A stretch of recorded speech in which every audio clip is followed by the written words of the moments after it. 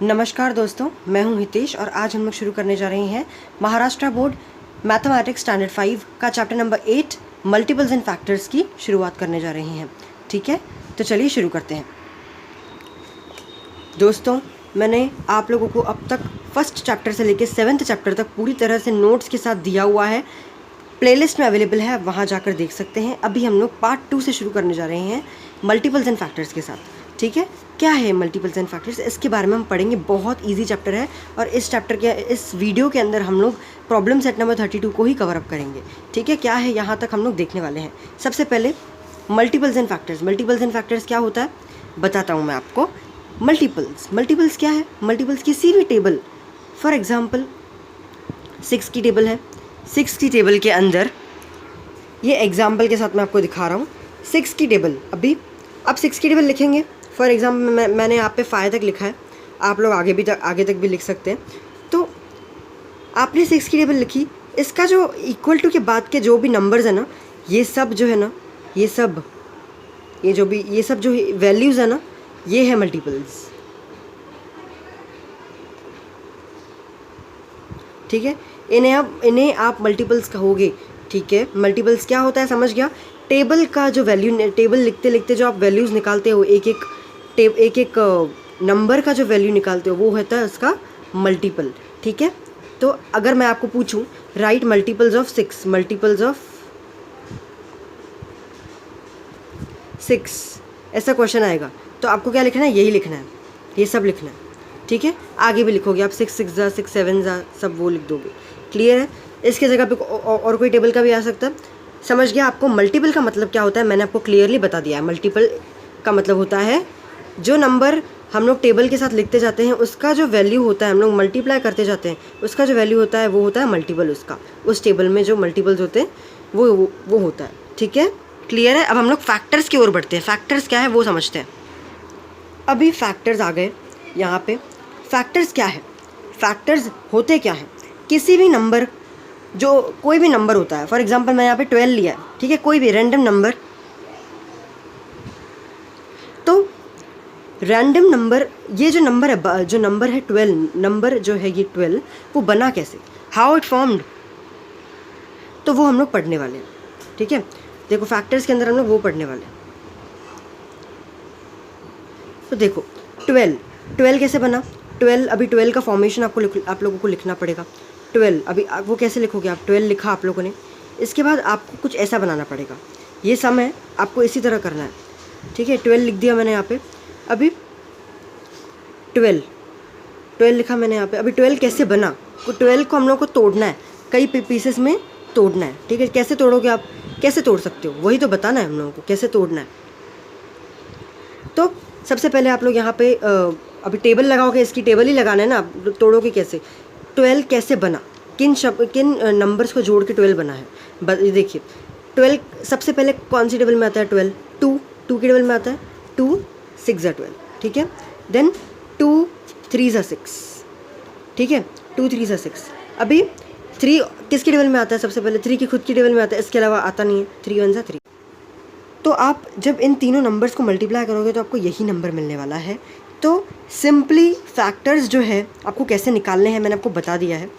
अभी आपको इसके अंदर यहाँ पे टेक्स्ट जो भी क्वेश्चन दिए प्रॉब्लम सेट 32 के अंदर वही करना है। हर एक क्वेश्चन में 9 क्वेश्चन है कुल मिला के। चलिए एक एक क्वेश्चन को आराम से सॉल्व करते हैं। चलिए फर्स्ट क्वेश्चन के साथ हम लोग शुरू हो जाते हैं। तो 8, सबसे पहले हम लोगों का क्वेश्चन है 8 को कैसे आप करोगे? 8 को हम लोगों को उसी तरह जैसे मैंने आपको 12 का बताया वैसे ही करना है। सबसे पहले आपको एक ऐसा वर्टिकल लाइन बनाना है, फिर एक हॉरिजॉन्टल लाइन यानी स्लीपिंग लाइन बनानी है। फिर इस तरफ आपको 8 लिखना है। जिसका फैक्टर निकालना है ना, जिसका आपको जिसको आपको तोड़ना है वो आपको राइट साइड में लिखना है, और जो आप नंबर्स लिखोगे आपको लेफ्ट साइड में लिखना है। सबसे पहले 2 सबसे पहले किसकी टेबल में आता है? 2 की टेबल में आता है। तो दोस्तों क्या करेंगे? अभी यहाँ पे हम लोगों को 8 का फैक्टर निकालना है। तो 2 सबसे पहले 8 की टेबल में 2 आता है। 2 4 जा 8 हो जाएगा। ठीक है, देन 2 2 जा 4, ऑब्वियसली 2 1 जा 2, दैट्स इट।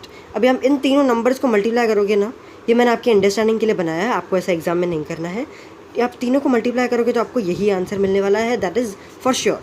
2 2 जा 4, 4 2 जा 8, दैट्स इट। ठीक है, नेक्स्ट क्वेश्चन की ओर बढ़ते हैं। चलिए तो देखिए नेक्स्ट क्वेश्चन हम लोग का 5 है।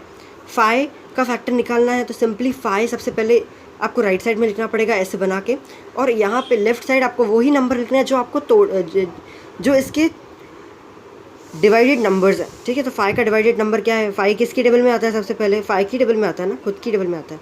5 1 ज़ा 5, आई मीन हाँ 5 1 ज़ा 5 ही रहेगा। और ये इसका अभी 5 को 1 के साथ मल्टीप्लाई करोगे तो आपका यही आंसर निकलेगा, ठीक है। बस तो इसका आंसर 5 ही आएगा। आपको ये ऐसे सर्कल वगैरह नहीं करना है, मैंने आपकी अंडरस्टैंडिंग के लिए किया। नेक्स्ट क्वेश्चन की ओर बढ़ते हैं, चलिए। नेक्स्ट वन है 14।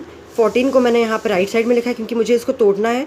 2 7 ज़ा 14, 7 1 ज़ा, ठीक है। तो 2 इंटू 7 करोगे तो 14 ही मिलने वाला है, तो आंसर क्या होगा हम लोगों का 14 करना है, ठीक है। नेक्स्ट क्वेश्चन, तो चलिए नेक्स्ट क्वेश्चन क्या है हम लोग का 10 है। 10 को फैक्टर करना है, 10 को तोड़ना है। 2 5 ज़ा 10, सबसे पहले 10 2 की टेबल में आता है। 2 5 ज़ा 10, 5 1 ज़ा 5, दोनों को मल्टीप्लाई करोगे तो 10 ही आने वाला है, और हम लोगों ने इसको सक्सेसफुली तोड़ दिया है, यानी इसका फैक्टर निकल चुका है, ठीक है। आगे बढ़ते हैं। तो देखिए दोस्तों, अब मैंने 5 6 7 8 9 को एक साथ लगा दिया है, बहुत आसान है। सबसे पहले 7 को हम लोग को तोड़ना है। 7 और किसकी टेबल में नहीं आता है, खुद की टेबल के अलावा, तो ये 7 1 ज़ा 7 ही रहेगा, यही इसका फैक्टर है। 22 क्या है, 22 इवन नंबर है, तो इसको पहले 2 की टेबल में लगाना पड़ेगा। सबसे पहले 2 की टेबल में आएगा 2 11 ज़ा, यानी 2 1 ज़ा करोगे तो 2 11 आएगा। 11 1 ज़ा 11 होता है, इन दोनों को मल्टीप्लाई करोगे तो 22 ही आएगा। देन 25 है, 5 की टेबल में आता है 25, सीधा पहले सबसे पहले 5 की टेबल में आता है। 5 5 ज़ा 25, 5 1 ज़ा 5, अभी 5 को दोनों मल्टीप्लाई करोगे तो 25 ही आएगा। अब 32 देखिए दोस्तों, ये थोड़ा लंबा हो सकता है लेकिन आसान है। 2 की टेबल, सबसे पहले 32 को मैं 2 की टेबल में क्यों डाल रहा हूँ, क्योंकि इसका ये इवन नंबर है, यूनिट प्लेस पे 2 है, क्लियर है ये। सबसे पहले क्या लिखोगे यहाँ पे भी 2 लिखोगे, 2 सबसे छोटा है, 2 सबसे छोटा है। इसके लिए याद रखिए, रूल्स है इसका, सबसे छोटा नंबर से शुरू करना है, बड़े नंबर से शुरू मत कीजिएगा, प्रॉब्लम में फंस सकते हैं, ठीक है। 2 16 ज़ा 32, सबसे पहले 2 16 ज़ा, यानी 2 1 ज़ा 2 करोगे आप लोग तो यहाँ पे 1 बचेगा, तो 1 यहाँ आ जाएगा। 2 6 ज़ा 12 हो जाएगा, ठीक है। 2 8 ज़ा 16 होता है।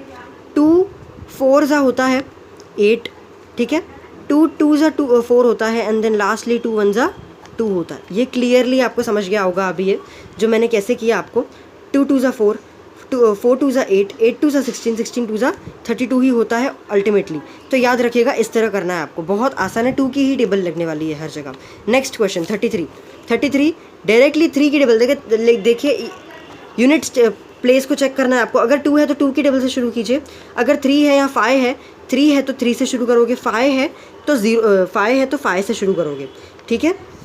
और फॉर एग्जांपल एक और आपको रूल बता देता हूँ, अगर 10 है या अगर यहाँ पे 50 है तो आप इसको आप 5 से भी शुरू कर सकते हो, या तो 5 से शुरू कर सकते हो, या तो 2 से शुरू कर सकते हो, क्योंकि 0 जो है वो 5 से भी डिविजिबल है और 2 से भी डिविजिबल है, ठीक है। डिविजिबल यानी डिवाइड होगा वो, ठीक है, लगेगा, टेबल में लगेगा। क्लियर है इतना। अभी चलिए मैं आपको ये वाला बता देता हूँ। तो 3 11 ज़ा 33 होता है, 11 1 ज़ा 11 होता है। क्लियर है, ये हो चुका है हम लोगों का प्रॉब्लम सेट नंबर 32 कंप्लीट। अभी मैं आप लोगों को अगले लेक्चर में मिलता हूँ। ये लेक्चर नंबर 1 था, चैप्टर नंबर 8 का लेक्चर 1 था। लेक्चर नंबर 2 में मिलेंगे हम लोग प्रॉब्लम सेट नंबर 32 के बाद हम लोग प्रॉब्लम सेट नंबर 33 में मिलेंगे, ठीक है। इस प्रॉब्लम सेट को सॉल्व करेंगे नेक्स्ट लेक्चर। धन्यवाद। जय हिंद, जय भारत।